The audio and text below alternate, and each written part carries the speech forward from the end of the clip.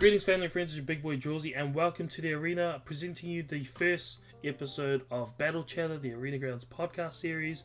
Welcoming today my first guest on the first episode, my friend Maxy and teammate. Why don't you guys say hello, my friend? Kia ora everybody, what's up? Awesome. I'm glad that we're both recording this, just checking over there to see if there's any technical difficulties, but we are all systems go, all Thunderbirds are go, let's go. Well, there's a lot of let's go, but pretty much let's get straight into the series. What we're going to start off first is the origin of the Battle Chatter podcast, just the name, the outline of what we're going to be doing, and I'm going to get straight into the bread and butter with my good friend Maxy. So let's get straight into it. So pretty much, if you've seen anything from Optic Hex or Hector Rodriguez, the main owner of now Optic, and also the Chicago Huntsman and co-CEO of NRG, he made a podcast called the Eavesdrop Podcast, which is a Call of Duty perk that you can hear people easily while they're walking. Pretty much it's the same basis. We've taken a Call of Duty a Call of Duty setting, which is when you eliminate someone, you can hear that little hot mic afterwards. That is called Battle Chatter. So pretty much that's where we got the name. The series and content we're going to be doing is pretty much interviewing our teammates, interviewing our friends and family, and then getting straight into some juicy goss on what's going in the scene. So without further ado, let's get straight into the content. Why don't you introduce yourself, Maxy? How was everything? How is life? What is your origin yourself? Oh, well, thanks very much for having me on, brother. Sweet. So my name is Max Tiwika. I've grown up in Christchurch, New Zealand, and pretty much got into gaming because there's not much else to do in Christchurch because it's just this big flat area, and it's just a cool as outlet to invest some time and effort into, and it's pretty much me, bro. Man. Awesome. What was the first game or console do you think you were playing, and what was the kind of turning point that you started getting into gaming? Was it just one day you saw a PlayStation or Xbox, you're like, yo man, let's just jam some of that stuff? Or was it more like a, oh my gosh, like a hallelujah kind of light shining onto the console, you walking up, the whole sense of time around you just pauses? Tell me, my friend. Yeah, bro. Okay, so two points come to mind when I think about that. So firstly, the very first game that I remember playing was Parappa the Rapper. It's this old school as game, and it's got some mean as tracks in it. But it's basically just you hit the X, circle, square, triangle, whatever, in tune with the beat, and it was real simple, but the nostalgia when I hear those songs again, it's just so good. And then I guess the second point, it kind of flows on nicely from that. It was the first time I really felt that sense of adventure and how deep video games could really go. Was when I played Zelda Ocarina of Time on Nintendo 64. And you're the a bit music of a in that game, bro, hard. I've just always whether or not I'm sitting there actually playing it or literally just sitting there watching my cousins play it or brothers or whatever, I'm just all about video games, bro. It's just so much fun. It's crazy because it's awesome to see. I was talking to Revan on my What the Friendly series about when he started gaming and whatnot, and it's interesting to see what are the entry points of each gamer. Some people are quite not generic, but it's kind of like a stereotype. Is I was just playing with my friends, and then bing bang boom, start getting a little bit more competitive. But it's awesome to see say you as someone who is now a competitive Call of Duty player and content creator come from actually a series that isn't quite the most first person gun them up kind of game, right? And it's awesome to see I guess the my thoughts behind that is just kind of always, like I said, watching over the shoulder of the cousins play and stuff. And I think the first time I had a crack at the first person shooter was probably Halo 3, playing that online with the cousins. Such a good game. Oh man, it was I remember it being real fun. I wouldn't know Yeah, I'd have to take a trip down memory lane to actually unearth those, It's trash talking over the mic as like a 9-year-old and stuff. bro, those chats are just not the same now, eh? It's like, I know. I don't think you could ever recreate the old Halo or Modern Warfare 2 lobbies, man. That stuff was toxic. I just don't understand how, like, some of the stuff that I remember hearing, I don't understand how people thought of that stuff, man. You know? I know. Like, and you know what I'm loving seeing at the moment is those TikToks and the videos of the people that are like unearthing them and being like, hey little, can't remember how it goes, but it goes like, hey little Mikey, this is your new stepdad. And he's like, yeah, what's up?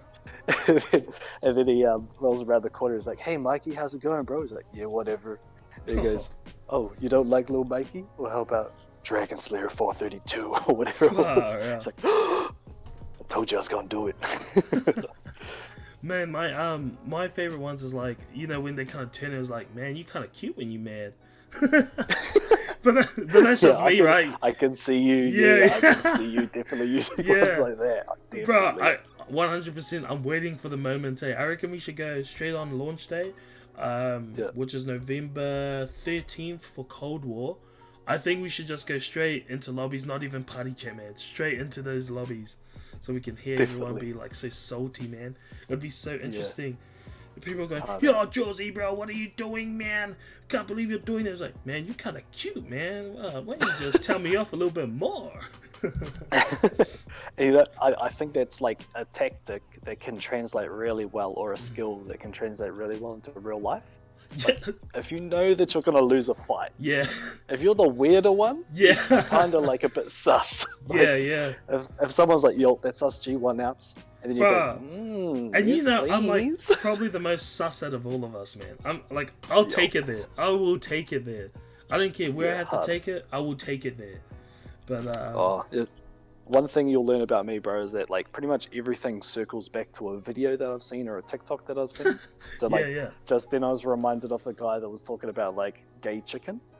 What? And like, how he's like, just like, when you play chicken, with a car, you jump out of the way and stuff. He's playing gay chicken with his mate. Yeah. Oh man, that's a bit sus. I don't know if I could do that one. He was like saying like, we're married 13 years and have an adopted daughter, but I'm not gonna lose.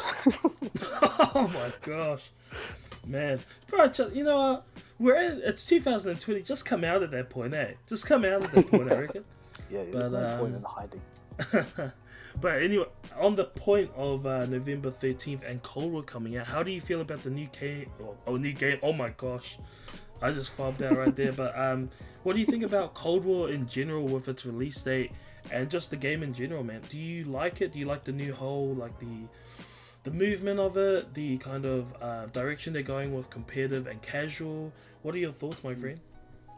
Yeah, well, like my background with Call of Duty, I guess, has been quite on and off. Yeah. So I've never really been able to get really stuck into a game. So that's what I'm looking forward to most. A little bit of. My hope is that it's like everybody else likes the game as well, and that'll kind of let me know whether or not it's a good game. But like, I'm just keen to get stuck into it and see, how I go when I'm dedicating myself to a game.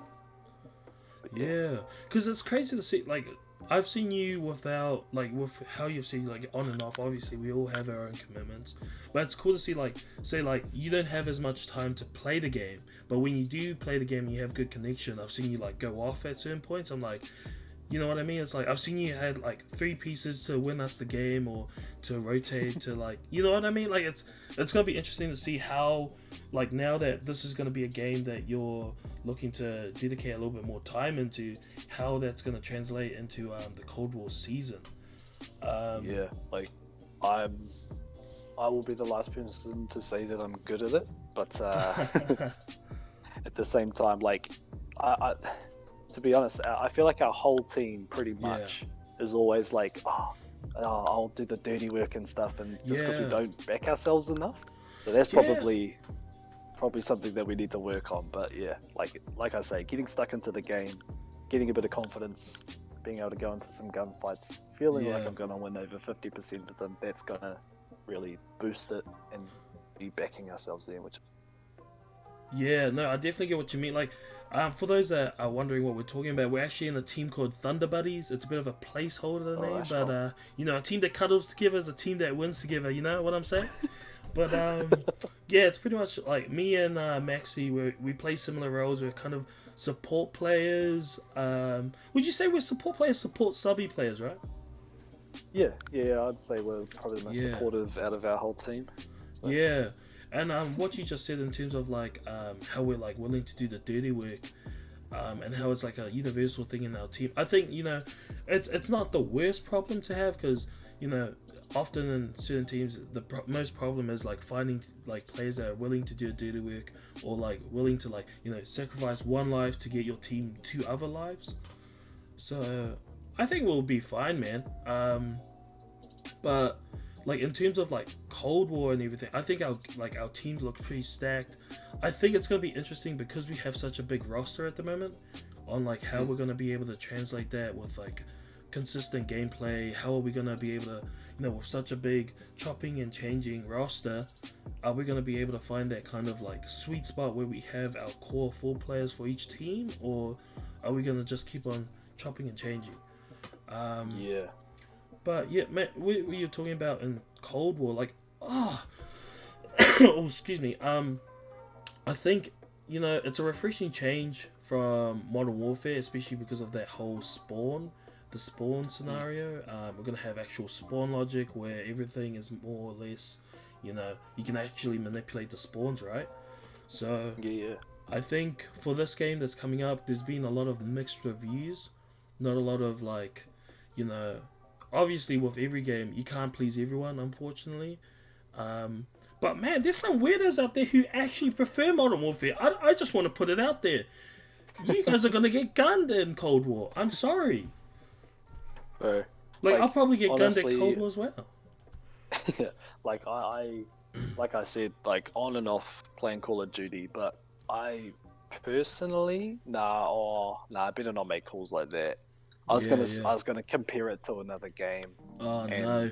Say that I preferred that game over that game, but I won't say any specifics. But I'll just, let you know that I allude to disliking this game more than others.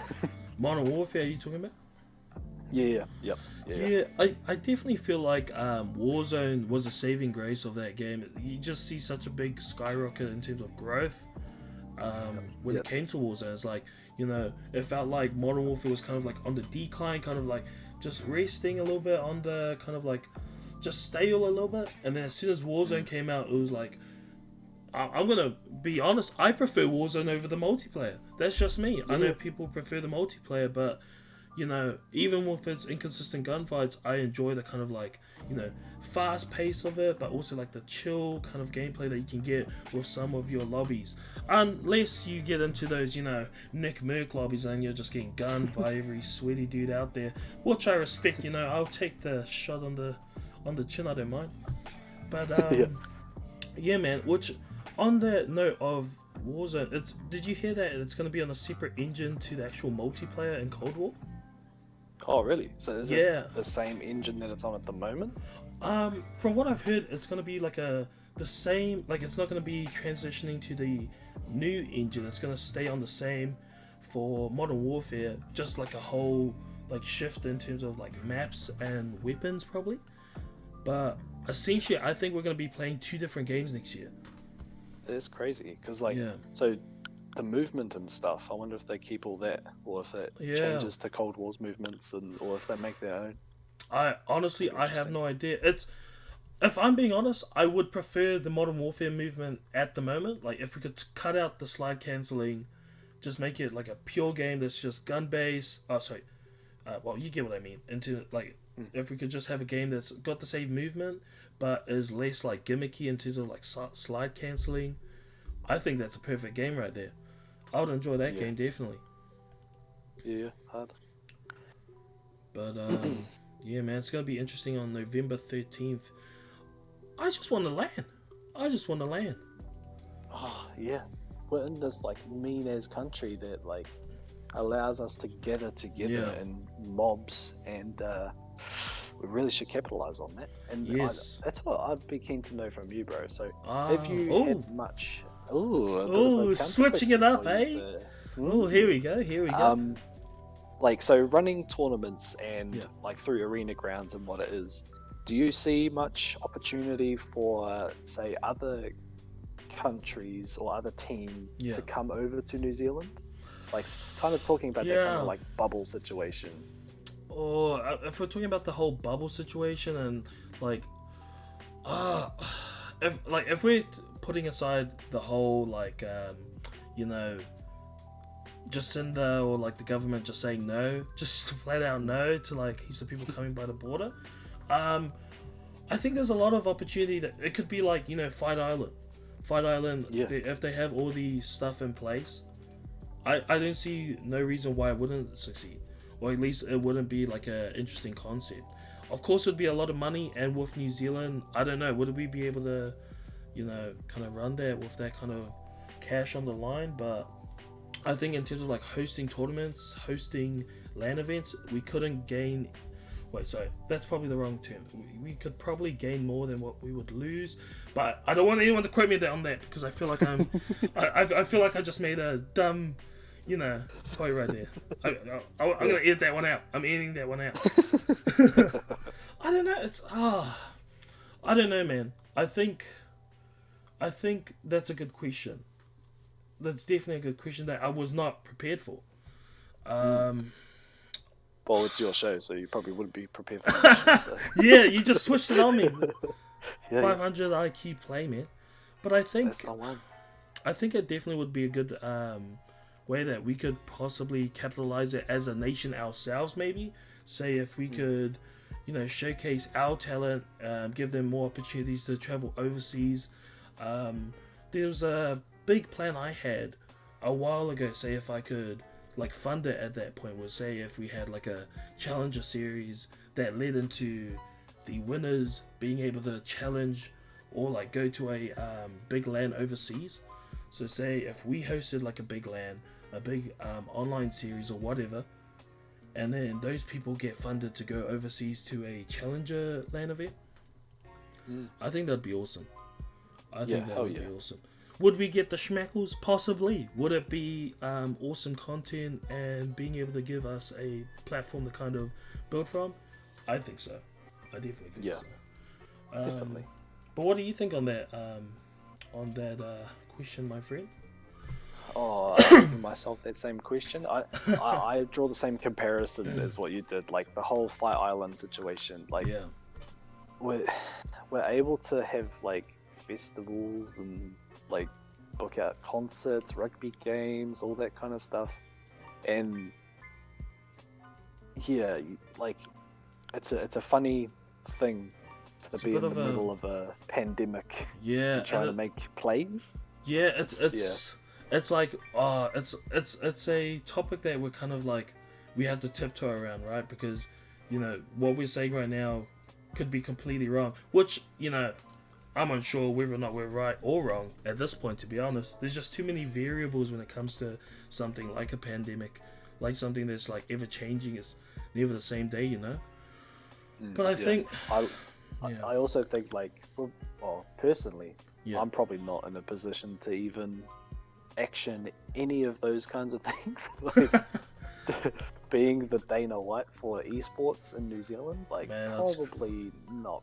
But still, it's just cool to like think about things on a like money's no object, that kind of thing. Like bit of a fantasy think about one, things as big as possible. Yeah, possible. The possible, eh? Yeah, I think honestly, like, man, I think this is a big opportunity for us to capitalize on, rather than like say other nations or other countries being able to do their stuff here.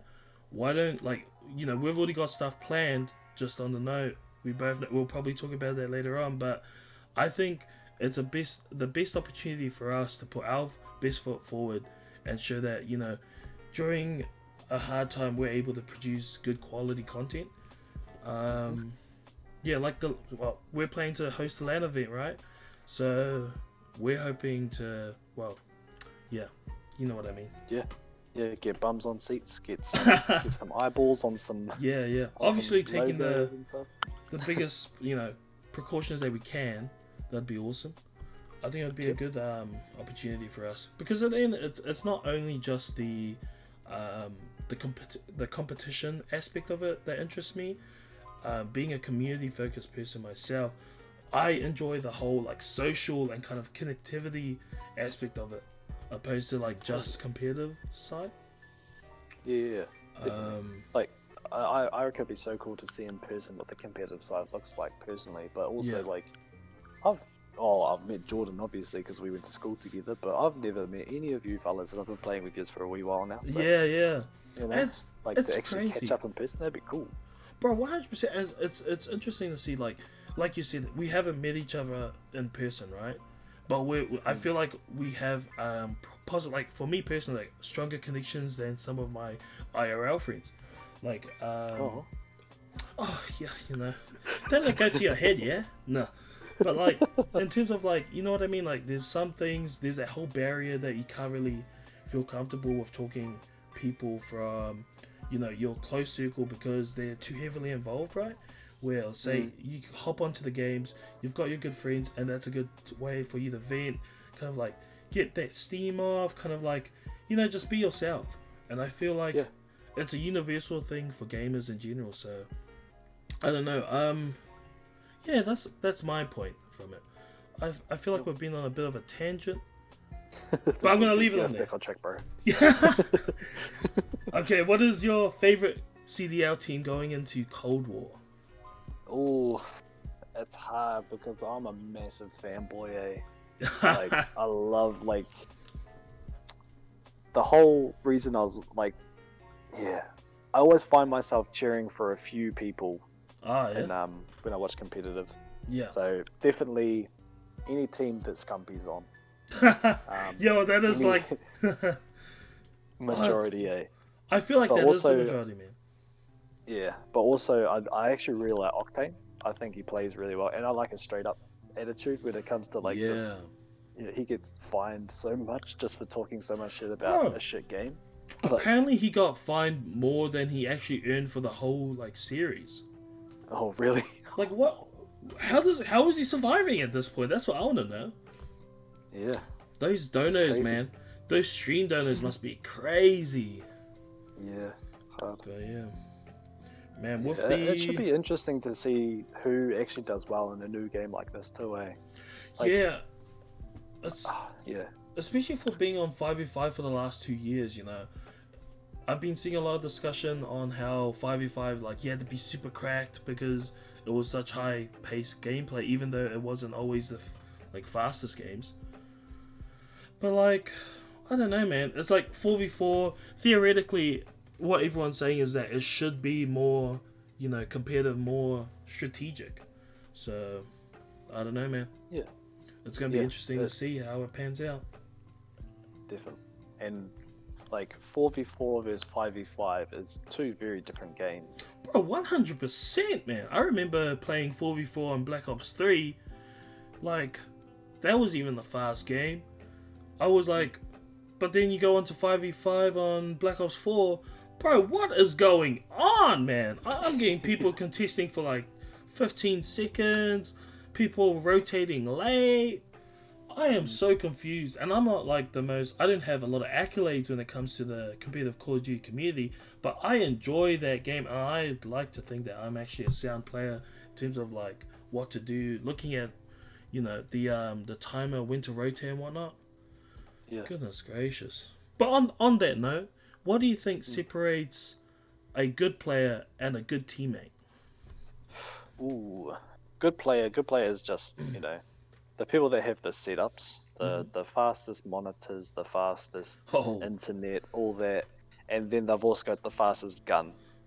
But that means nothing if you get shot in the back from a teammate that got pulled out, Yeah. Like, if you've got a good teammate, that'll beat that cracked player in the other team any day, I reckon. Yeah. But also just like how, like a base knowledge. If you watch competitive Call of Duty, when you have like you're in the top 10% of Call of Duty players most likely. Like you jump into any pub match, like he's doing the schmaggles. Yeah, like you see how they play, you see a spot that they play, and you go check it out, and it works really good. Yeah. Like you already have that step above every other player in the lobby. Yeah. So. Oh, because you're saying like the research that goes into, like, say, there's casual players that like play the game just casually. You know, that's the majority, but there's also players that are casual but they watch competitive, understand that there's certain spots that are, you know, more optimal than the other spots, and because of that research they're able to like have that one up on like the casual players, right? Yeah, exactly. So I guess I'll just kind of say like the being a good player is one thing, like but then the teammate aspect is that holds a lot more. I'm trying to think of a different word, but it's way more important to be a good team player than it is to be a cracked out of your mind kid. Yeah. In my mind, that's what I hope. Because that's what I am. I'm a good teammate, but I've got trash internet, so I can't compete with those kids there. I feel like you can be a mechanically sound player, like in terms of like you could have the most cracked out aim, but if you can't call out at all, it's like, man, you're killing two people, but what about the other 3 that you've just missed calling out? Hard. Yeah. And what information do you get from killing those 2 players? Definitely. Yeah, because, man, you know, people that just, I don't know if I'm allowed to say it on here, you know, they're kill hungry. Like, man, those guys are like, they're good, but are they really? Well, it's like how, not to call out any teams, but they know who they are. I don't know, they probably don't know who they are. But the whole, like, we'd play domination. Like, we won majority of them and had terrible KDs. Yeah. But we won the games because we were in the right spots at the right times, traded out where it was necessary, and didn't, like, get kills in weird spots that were kind of irrelevant anyway. Like, we'd still schmackle other teams. Schmaggle. And they're dropping like 30 kills a game, 10 deaths. And we win. Like, cool. Yeah, I feel you, man. I definitely feel you on that one. I don't know, man. Call of Duty is a day-to-day game, as they always say. Well, let's just hope that's a good game, right? I know that we're going to be streaming. We're going to be creating a lot of content with the Thunderbuds.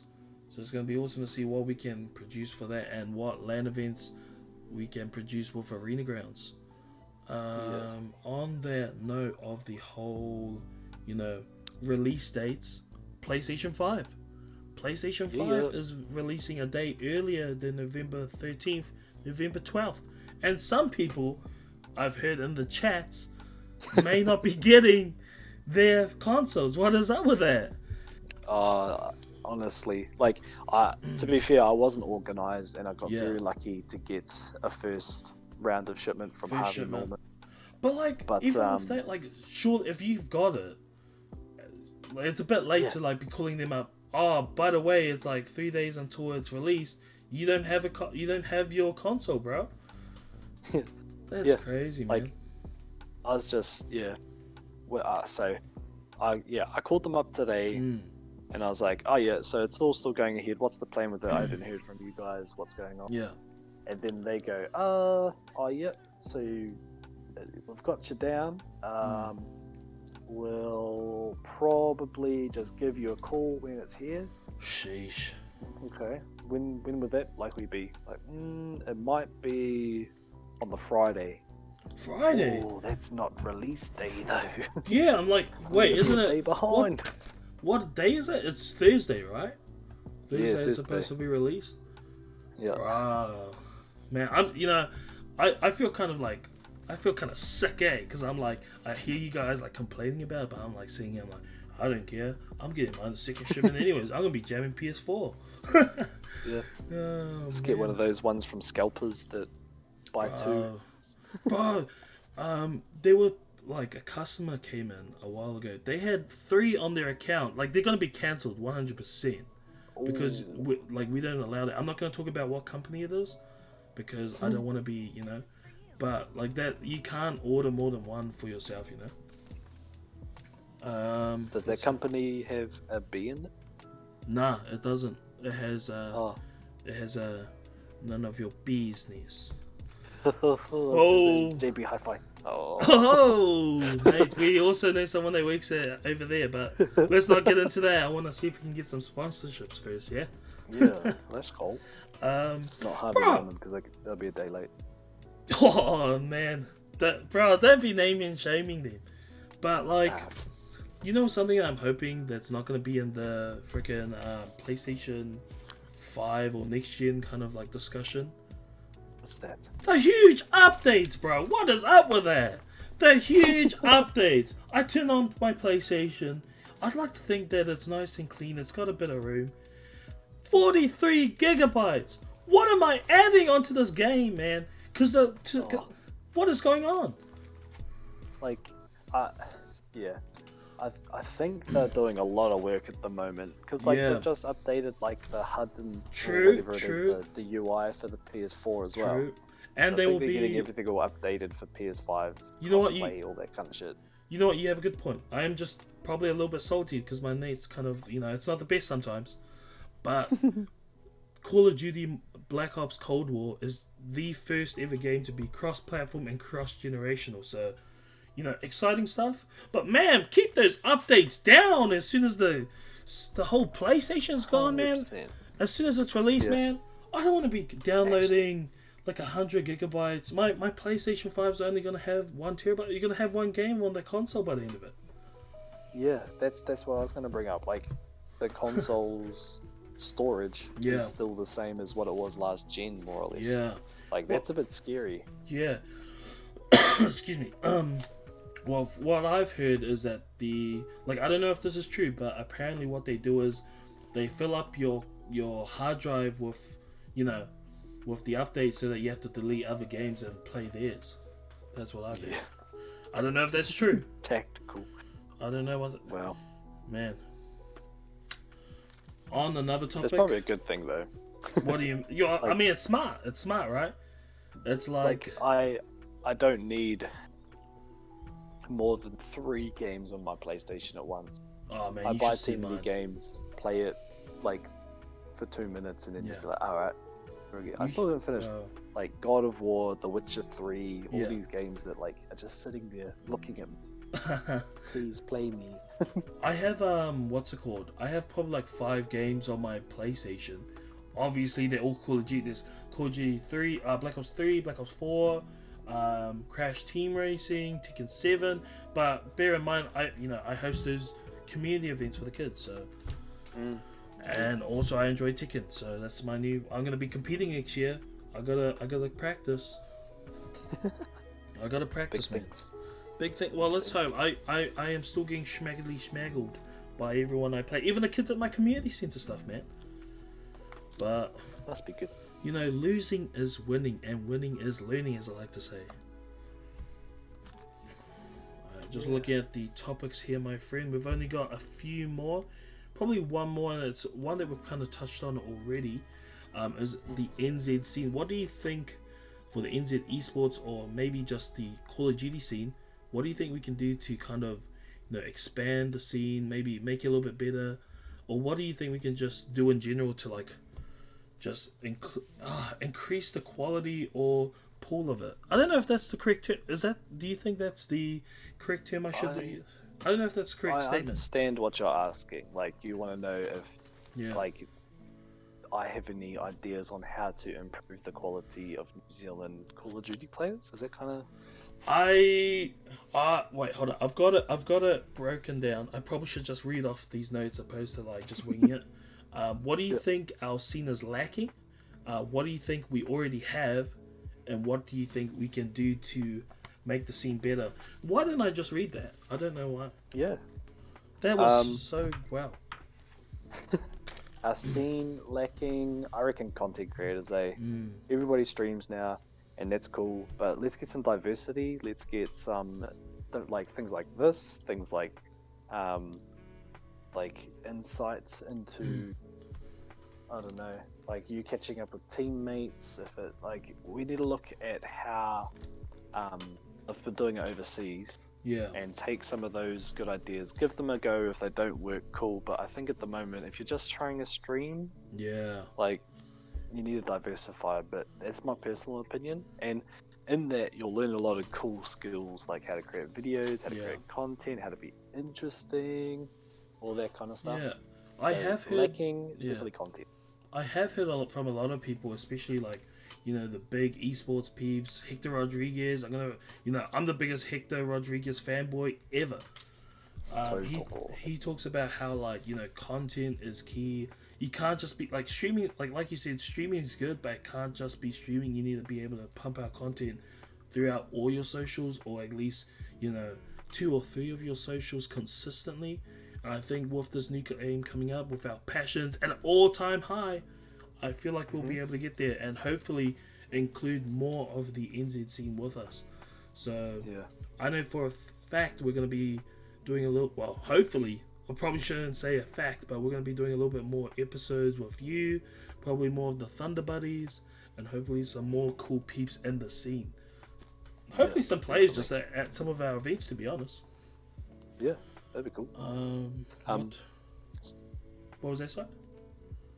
Oh, so I was just going to touch on the have part. What do we have in our Call of Duty scene?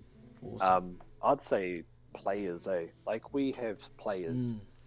I think I read a stat somewhere saying that 93% of households have some form of gaming device in them. Yeah.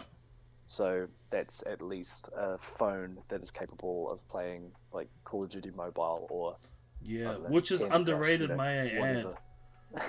Bro, like Yeah. I know there was that video that showed that, you know, that Call of Duty Mobile was a bit, you know, iffy. The comms were like, ooh, what's going on there? They're really, but like I think that's you know, all I'm saying is that I want to do more events for Call of Duty Mobile, because I feel like it's an untapped kind of, you know, scene right now. Yeah. But you were saying, sorry. There's like, just to speak on the Call of Duty Mobile thing, like there's a lot of transferable skills that you pick up from that. Like there's lots of maps that translate across as well. Understanding of the game, it's all very similar.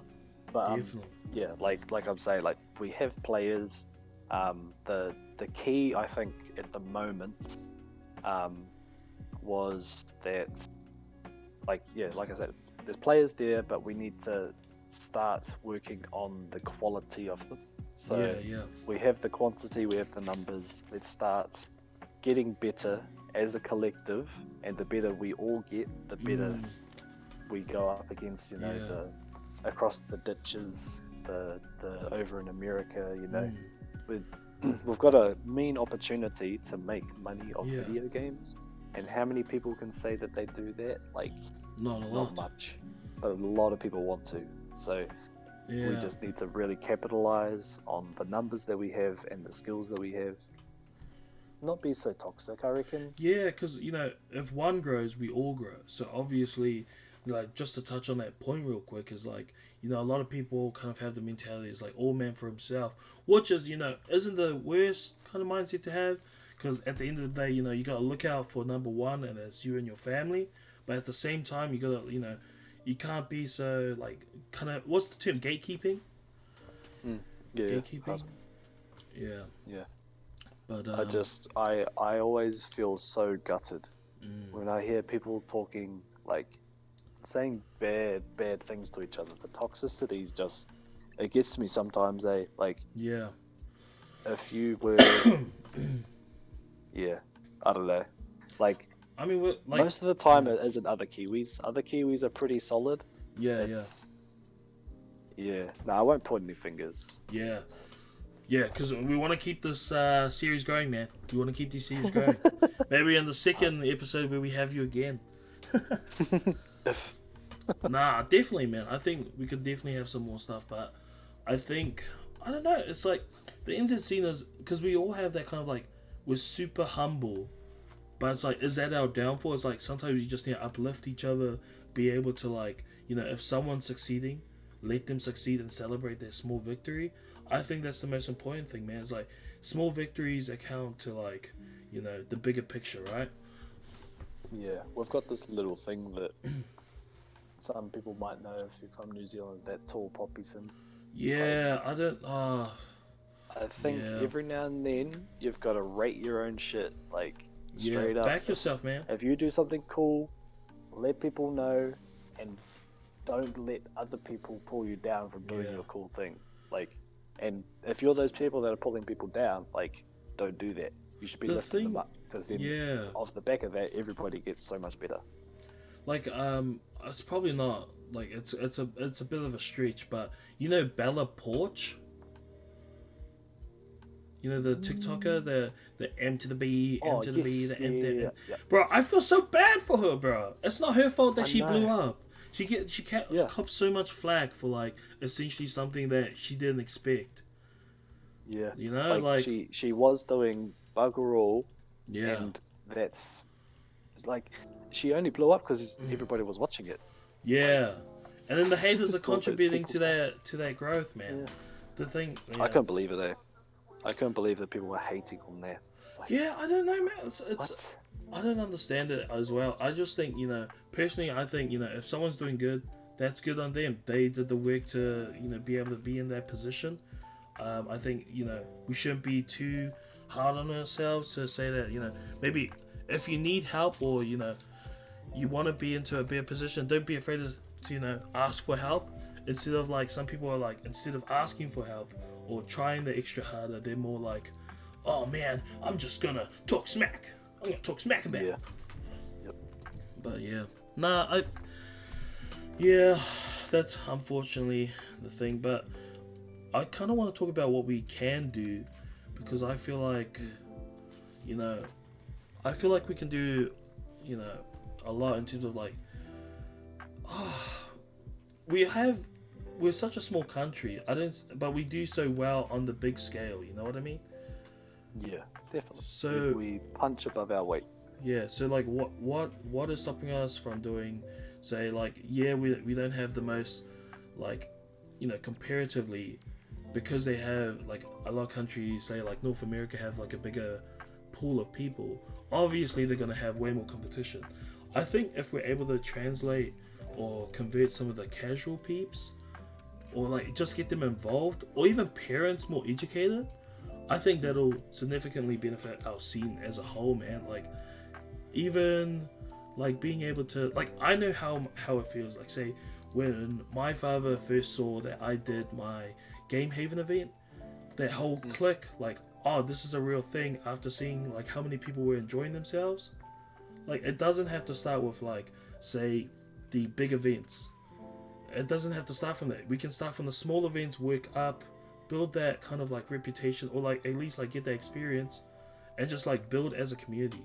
I don't know if that makes sense. Does that make sense? Yeah, bro. I like that idea of actually having physical space, or like actual face-to-face interaction, like with the tournaments, the LANs, and the organizing that you do with your after-school programs and things like that too. Like, the thing that comes to my mind is the effectiveness of this ad that I saw. Yeah. For driving socially, and like, you know, when you're driving to work in the morning and someone cuts you off, and you just like, oh, screw you, you know, you get a bit aggro at them. Yeah. But then when you actually like take the cars away, and you're just walking down the street with them, you're probably less likely to get all up in their face. Like, it's not really normal for you to just get real annoyed at someone so quickly. So when you do the same thing with gaming, you are sitting in behind the screen, keyboard warrior, all that kind of stuff. But then you take that away, put them physically in front of each other, and play video games next to each other. You watch them shake hands after the game, congratulate each other because that was mean. Like, it's so much more positive. And essentially, it doesn't have to be all those, you know, that stereotypical sitting in the basement 100%. keyboard warrior kind of things. The thing that I always explain when I explain the whole, like, when people come to my Arena Ground events, is like, what the most rewarding thing I see, and it kind of touches on how you see, like, you're talking about how they shake each other's hands, is like, you come as strangers, you leave as friends kind of thing, right? It's like, I've probably, like, say, my teammate, Kaus, man, we became so much better teammates and, like just friends after we went to one LAN event together. You know, we don't really team that much, but I know so much about him already, man. And I think, you know, the whole social aspect of gaming is, like, such a beneficial thing for everyone. Just like, you know, you don't even have to be interested in games. Just give it a go. Just like, the community is enough to get involved, I reckon. Yep. Like, we were running a workshop in Kaikoura last week. Yeah. And we brought our video games with us. And we were teaching these kids how to make a website or come up with an idea for a business and make a brand and a website and stuff like that. Awesome. One of the things that really, like, we were all really, really separate. We had really different walks of life, apart from this one thing, which was video games. We jumped on the sticks together. We played some games. Had a tournament before we started, and instantly we all were best mates. Like, it made such a massive difference. Bro, that's beautiful, man. I love that, man. I love that, and to see how you guys are, like, kind of, you know, it's similar stuff that I want to do as a program for Arena Grounds later down the line. But to see you guys actually, like, integrating gaming as, like, a component for, like, team bonding, and then also include that whole educational piece in it, I think it's awesome, man. I think it's awesome. Sure. Bro, you actually do some really cool things, eh? You actually do. I know I was talking about it before, but man, goodness gracious. Just like to make cool shit. That's the key. Yeah. Do you want to plug your stuff real quick, man? Do you want to plug your stuff real quick before we, you know, kind of close it off, or just do a quick summary, and then we'll have a quick moi. Oh yeah, I'm down on that. Yeah, so I guess personally, I've got an Instagram, just same spelling as my first and last name, Max Tiwika. But I work for this company called Ariki Creative, and we're a kaupapa Māori business that do kind of, I guess you could say, modern futuristic stuff, I guess. Yeah. We like to say that we indigenize contemporary creativity, and we've got some things in the pipeline that once it drops, you know, it's going to be sick. So if you're Māori, or if you're not Māori, or interested in the culture and want to see a way to get into design, videography, toi Māori, video games, whatever, check us out. Yeah, I'll definitely put all of those links in the description below. Unsure really if we're going to be doing a audio based one, but we'll see how we go with this. Honestly, I'm gonna post that some of that stuff at the bottom as well, because man, some of the stuff he does, man, he also do stuff with Māori television, right? Yeah, we got asked to do some couple interviews with people that are doing well in Te Reo Māori. Oh, awesome. It's just, I just get to do some pretty cool stuff, meet some pretty awesome people, and it's all because I like technology and liked video games. So, it is the way of the future, man, and it's awesome to see that you guys are creating resources for youth, or just like people in general, to kind of access, to become more educated and more involved. To go over the summary of what we've talked about today. So we pretty much got to know a little bit about you, Max, which is pretty awesome. In Christchurch, apparently there's nothing to do in Christchurch, so no one go there. Pretty much. No, that's sad. Go away, especially trying to buy a house, because I'm trying to do that. Don't come here. Yeah, well, that's going to be the Max quarters, isn't it? That's where we're all going to drop by, watch the CDL championships. Yeah, I'll pull up a beanbag. Oh, mate, super keen. The origin of Battle Chatter, which is pretty much, you know, copying Hex. It's the Battle Chatter. I don't care. It was awesome. I like the name. I did the logo. I appreciate it. You know, whoever's saying it looks nice, thank you. Thunder Buddies, that's the team that we're in. We have a huge, massive roster, and we've got some content planned for the upcoming season. Not just only Call of Duty or competitive stuff, but we've got some mukbangs. We've got some, some 1v1 stuff, some podcasts of our own over there. just some cool content planned with the boys. Also, I'm unsure whether or not the team had agreed on it, but I'm going to say they did, but we're going to have an airsoft game. I'm going to put that in because I went to paintball, really hurt, but it's going to be fun. PS5 releasing and people not receiving their games, possibly one of the, unfortunate things, but I think it's going to be worth it once we get it. PlayStation 5, I don't know, man, definitely better than PlayStation 4, I'd say. Yeah, well, hopefully quieter then.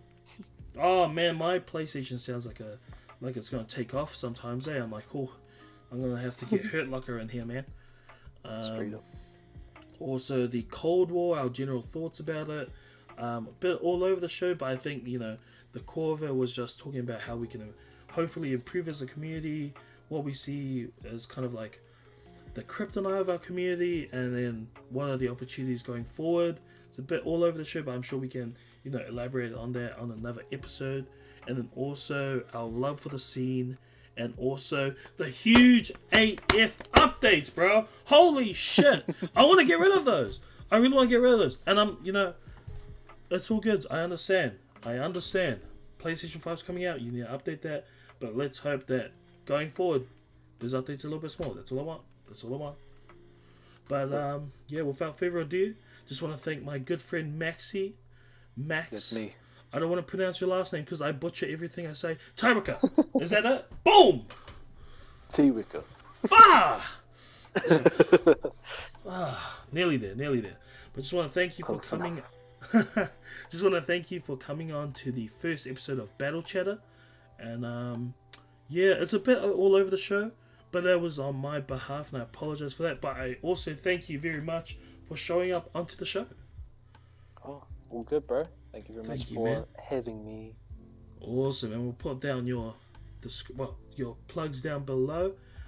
But that's pretty much everything from us, team. So hold on, we'll put it onto this other scene. Hope you guys enjoyed the video. Hope you guys enjoyed the first episode of Battle Chatter. Hope to see you guys on the battlefield next time, and have a nice evening.